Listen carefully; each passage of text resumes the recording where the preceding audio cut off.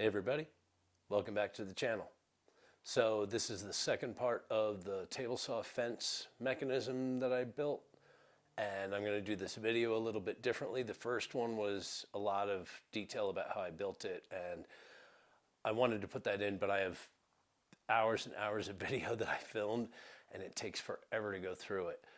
I'm trying to get to some other projects, and I am slammed right now for other work. So right now what I'm going to do is just do a walkthrough of what I've got, what I ended up with. I did this I built it to fit the fence, so I didn't do drawings initially.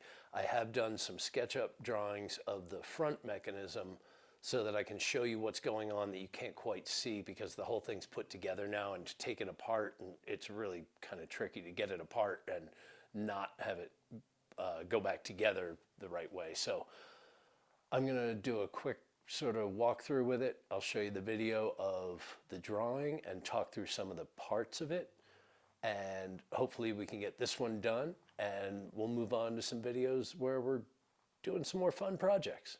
So thanks for watching. Let's get to it.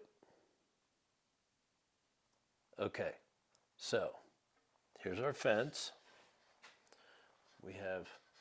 This is the back of the fence, and that's the mechanism that I made.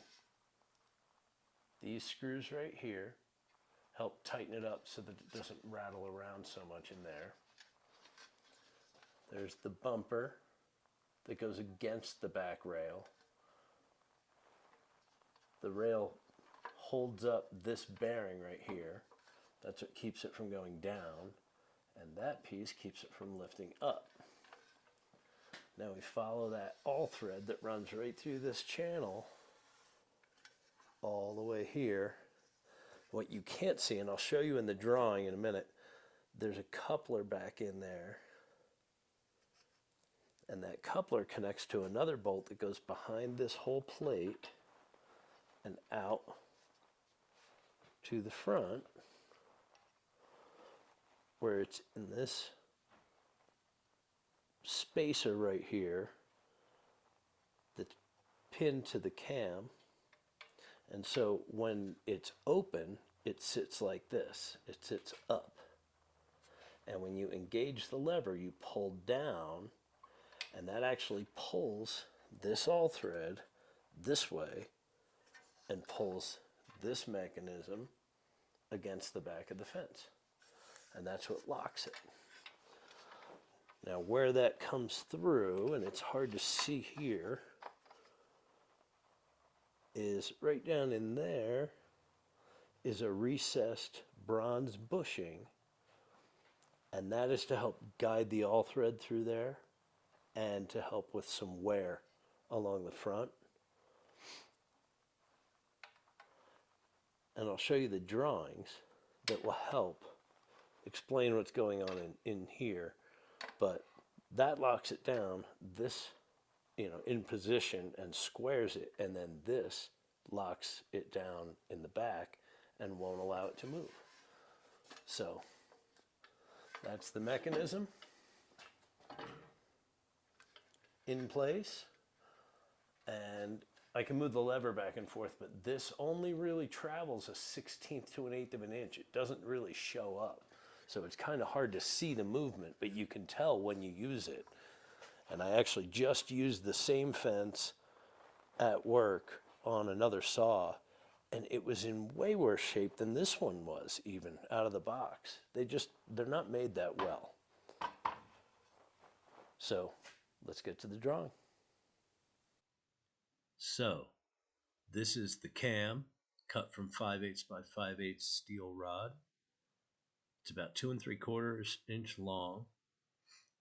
The distance, this hole is for a 1/4 inch threaded rod that's held a 1/4 inch back from that edge, and it's about 3/8 back from that end. That creates the cam action. That bolt has to fit through the hole in this spacer. That spacer is a 1/4 inch thick and is made to fit inside the slot in this cam. That notch is where I put the bolt in and welded this piece of 1/4 inch 1/4 20 rod. That's the bushing. That's the coupler right there that connects it to the longer 3 foot long rod. And the spring sits between the bushing and the coupler there and has to fit around the 1/4 20 rod.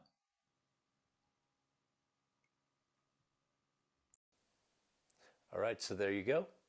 That's the second part of the table saw fence project, and I hope that was helpful. Hope you found it interesting, and I just want to remind you that this is all about how to overcome problems we've got, how to build as perfect as we can with very imperfect conditions. So thanks for joining us, and hope you can join us again next time. Take care.